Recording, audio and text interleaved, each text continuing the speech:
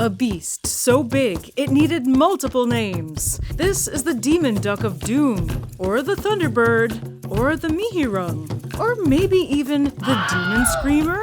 And I know, being Australian, you'd think that it's a bloodthirsty hunter, except this bear-sized big bird probably ate salad. It dominated Australia with an iron beak, then suddenly vanished, leaving more questions than answers. What exactly did it eat?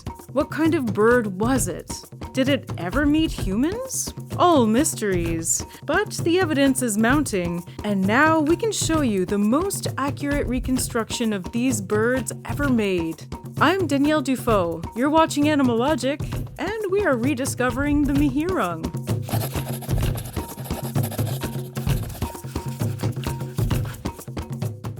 Paleontologists love to argue, and in Australia they especially like to fight about Dromornithids, what they ate, what they were doing with those enormous beaks, and what name we should use for them in polite company. Demon duck, mihirung, thunderbird? They can't even agree on if they were even really ducks in the first place. Let's dig into the discourse together. Drop your takes in the comments. Dromornithids waddled into the Outback about 25 million years ago and lived long enough to meet the first humans to arrive in Australia about 60,000 years ago and coexist with them for millennia.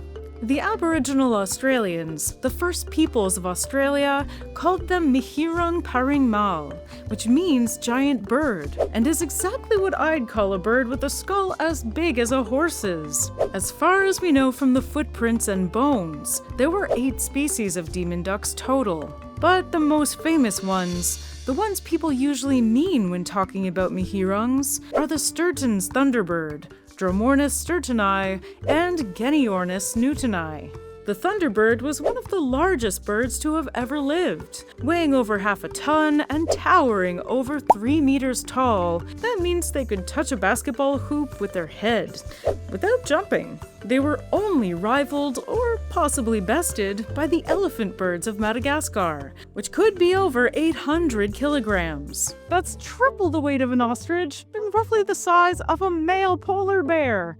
Crikey!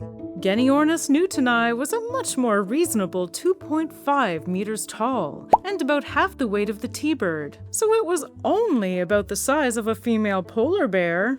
These guys are famous for outlasting the rest of their family before succumbing to extinction in the Pleistocene. Yeah, that's me next to them. Not sure I'd be smiling so widely if I ran into them in the middle of the forest.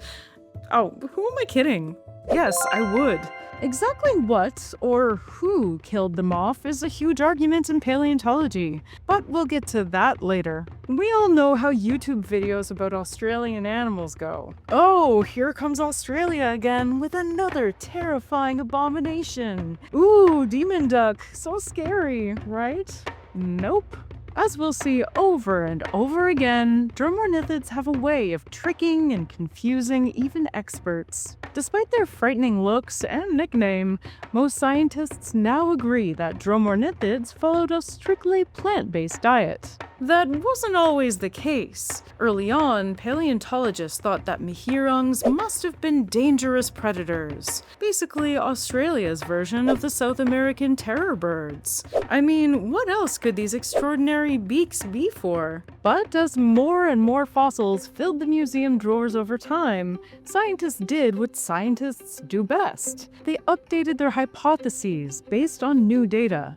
People also kept finding collections of small, polished rocks alongside mihirung fossils, and by the 1990s, paleontologists were confident that these were gizzard stones. A lot of birds use gizzard stones today to grind up plants during digestion. The mihirung's gizzard stones were small, which makes us think that they preferred easily digestible, squishy plants like soft leaves and fruit. Hey, I didn't see you there.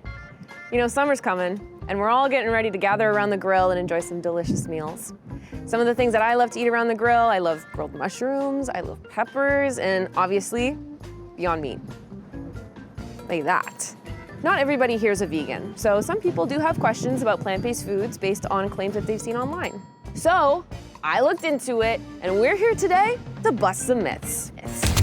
Myth number 1.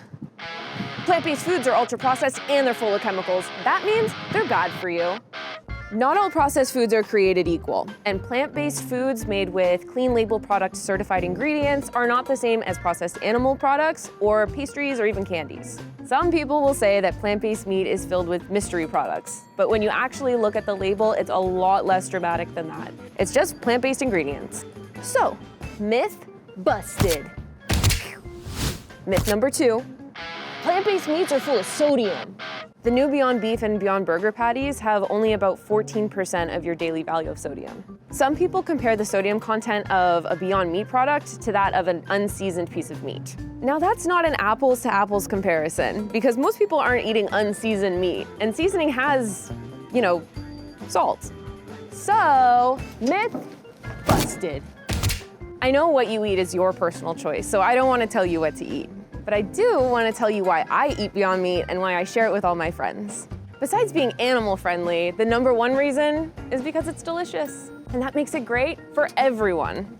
Most people don't know this, but the majority of Beyond Meat customers are not vegan. They like it because they might just be trying to cut down on meat or simply because it's a delicious meal. So stop believing the propaganda and come enjoy a nice Beyond Meat burger with us.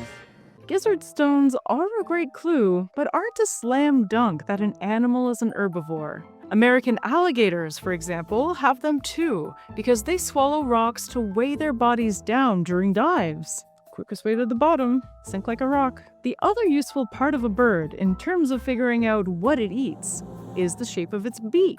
And hoo boy, do Dromornithids have a lot of beak to work with. We know from the Big D, Charles Darwin's observations, that the shape of a bird's beak tells you a lot about its diet. Birds that eat tough nuts and seeds have hefty, strong bills for cracking and crushing. Birds of prey have sharp hooks for tearing flesh. Mihirung beaks are huge with a tall and narrow shape, kind of like a mix between a parrot and a magpie goose's beak. From a distance, they look like a beak that would have a lot of weight and power behind it, something that could snap twigs and crack nuts with ease. Yet, mihirungs don't have the stones, literally, to digest tough plants like that. So, what's the deal? One idea is that the beaks were all show and no go, big and flashy, but too weak to chew through tough plants. Their skulls have surprisingly little real estate for muscles. It's hard to generate twig chomping power without strong muscles. But for what will not be the last time, when it comes to these birds, not everyone agrees with this interpretation. After all, an animal's bite strength isn't just about the muscles, but the entire jaw working together. Sometimes a weak muscle gets bailed out by the stronger one somewhere else, or some other quirk in anatomy. Maybe the explanation for the mihirung's overbuilt beak isn't so much about raw strength, but sensitivity. You know what they say, the bigger the beak, the bigger the heart. The top side of a mihirung's beak is very big, but probably wasn't super durable in life. Its core was made of thin, delicate bone. Reminds me a little bit of a toucan's. Unlike most other birds, it was only partially wrapped in a protective layer of keratin, the main protein in your fingernails, hair, and rhino horns. Cranking up the sensitivity even more was the network of blood vessels and nerves that weaved through the beak. Good for sensing and feeling, but not exactly something you want to risk getting scratched and nicked by woody stems. If mihirungs weren't using their beaks to mow down tough plants, then why did they evolve to be so cartoonishly large in the first place? Everyone's first guess for goofy stuff like this is to get hot babes. Sexual selection explains a lot of questionable things, evolutionary and personal. Lots of ecologically ridiculous body parts and behaviors evolved for the sake of charming mates or intimidating rivals. Puffins have hefty beaks, sort of like mihirungs. There's nothing sexier to a lady puff than bright stripes on a beak, and couples seal the deal by clacking their beaks together. Maybe mihirungs had a similar beak-based dating system. Puffins also use their beaks for something else that would be helpful to an Australian bird: staying cool. Flying for puffins is like sprinting for us, and they get hot quickly. After landing, puffins use their uninsulated beaks like mini radiators to dump extra heat. Maybe mihirungs did that too, using that fragile network of blood vessels to adjust blood flow to their beaks, like how we adjust blood flow to our skin when we're too hot or cold. So basically, they're equivalent of elephant ears. Physically, mihirungs are a collection of contradictions. Hulked out bodies fueled by plants, an over-the-top beak of mysterious purpose. They're so anatomically unique that paleontologists are still divided about exactly where they belong on the bird family tree. Originally, scientists thought that demon ducks were related to the ostriches and emus, a group called the Ratites. This makes perfect sense as they're all big, flightless birds with long legs and tiny wings. Mihirungs and Ratites also have in common that they don't have a keel, an extension of the breastbone that attaches to flight muscles. Almost every other bird on Earth does. But for every part of a mihirung that looks like an ostrich, some other part doesn't, like their jaws, their pelvis, and their skull. When paleontologists balance all their features together, mihirungs end up in the fowl family, known scientifically as Galloanserae, which includes chickens, ducks, swans, and peacocks. Exactly which kind of fowl they are is the big controversy in the Dromornithid world. Mihirung nerds have gone back and forth for decades about whether their Thunderbirds were waterfowl and more closely related to ducks and swans, or landfowl, related to chickens, pheasants, and quail. Early and influential work in the late 90s and early 2000s argued that their skulls placed them closer to the duck side of the family tree, hence why they were called demon ducks. Dark side.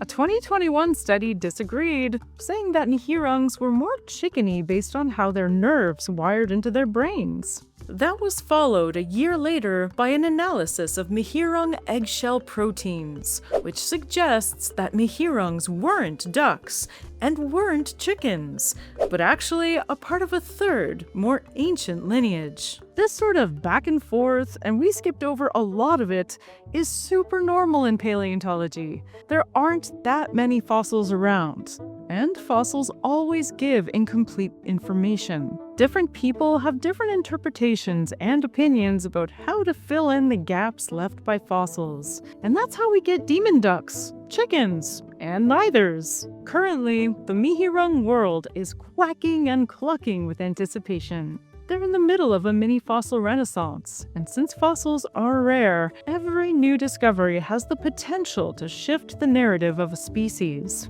A series of expeditions to Lake Callabonna, a dried-up lakebed famous for mihirung fossils, between 2013 and 2019 brought back a haul of bones to study. The new information added by these fossils is just starting to filter into and change the scientific record now. A 2024 study used some of the new fossils to rewrite the description of the skull of Geniornis newtoni, which was not only over 100 years old, but based on a crumbly, damaged mass of broken fragments that was impossible to correctly reconstruct.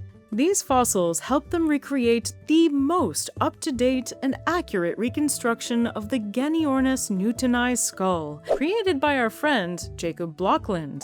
Isn't it beautiful? As a fellow scientific illustrator, great job, Jacob! And not only that, the fossils helped us reassess where they fit in the fowl family tree. And it's not quite a duck, nor a chicken, but the weirdest, most genetically distant member of the duck lineage, the screamer! Screamers are weirdo waterfowl that have chicken-like beaks and bony spurs on their wings. And honestly, that's kind of the perfect evolutionary home for our demon ducks of doom. For now, anyway. Australia hosts tons of bizarre creatures that exist nowhere else in the world. It's even got its own version of a huge, scary bird. So why aren't these demon screamers around today? The late Pleistocene was a rough time for Australia. The polar ice caps waxed and waned, causing Australia's climate to cycle over and over between dry and cold and warm and wet. Towards the end of the era, starting about 50,000 years ago, a massive extinction event wiped out most of the big animals. Goodbye 500-pound kangaroos, goodbye rhino-sized wombat weirdos, and of course, goodbye Genyornis, the last remaining mihirung. There are two theories about what happened. The usual suspects, climate change, and humans. Quack, quack. Perfect. Around the time that Genyornis disappeared forever, somewhere around 50,000 years ago, Australia's climate became a lot drier and a lot less predictable. Vast expanses of rainforest withered into tough, woody brushland.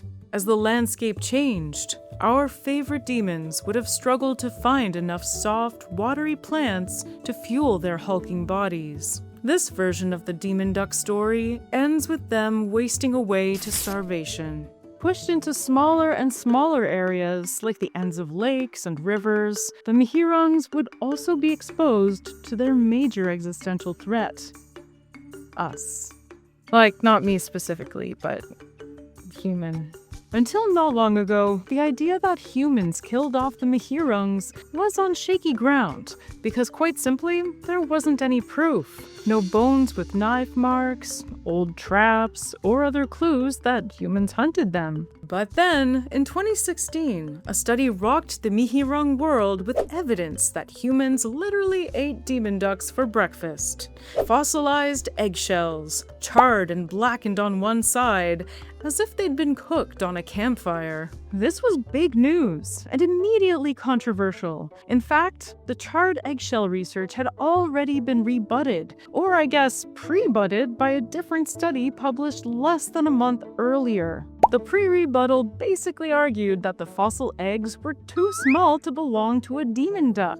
The controversy about the identity of the eggshells brewed for years, until some of the authors of the original charred egg study came back with a new technique called paleoproteomics. They extracted proteins from the eggshells and compared them to proteins from living birds, just like how CSI labs use DNA to figure out if two people are related. The protein fingerprints confirmed what they'd said all along. The charred eggshells came from an ancient fowl that was almost certainly the only demon duck in town, Genyornis newtoni. While the eggshell study on its own isn't a smoking or charred gun for extinction, when we add it to the oral traditions of Indigenous Australians featuring giant birds, it's pretty clear that humans and mihirungs knew each other. And if you know anything about what happened to the New Zealand moa, another large, flightless, herbivorous bird from Oceania, well, let's just say we are not doing a good job of beating the demon slayer allegations. Mihirungs, Dromornithids, the demon ducks of doom, or real-life chocobos live up to their nickname. Mostly, if you're a squishy, soft plant. Those big, beautiful beaks were used for something. Maybe finding a demon goth girlfriend, or staying cool, or screaming real loud. We don't know yet. Their family tree was absolutely foul. Ducks might be a wrong name for them, though I suppose demon screamers sounds a bit too much like a D&D monster.